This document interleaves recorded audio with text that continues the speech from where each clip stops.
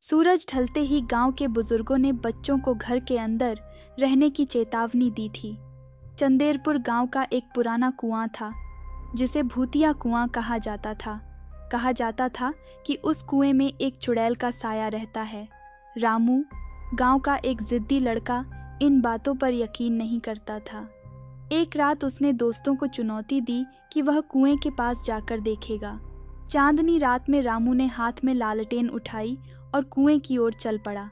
जैसे ही रामू कुएं के करीब पहुंचा, उसे ठंडी हवा का झोंका महसूस हुआ। लालटेन हल्के से बुझने लगी। कुएं से धीमी धीमी कराहने की आवाज आ रही थी। उसने नीचे झांककर देखा। कुएं के पानी में एक औरत का अक्स दिखाई दिया। अचानक वह औरत ऊपर देखने लगी। उसकी आंखें सुर्ख लाल थीं। वह धीरे धीरे कुएं से बाहर आने लगी। रामू की चीख निकल गई। वह भागना चाहता था, लेकिन पैर मानो जमीन में जकड़ गए थे। क्यों आए हो यहाँ? एक डरावनी आवाज गूंजी। सुबह गांव वालों को कुएं के पास रामू की लाश मिली।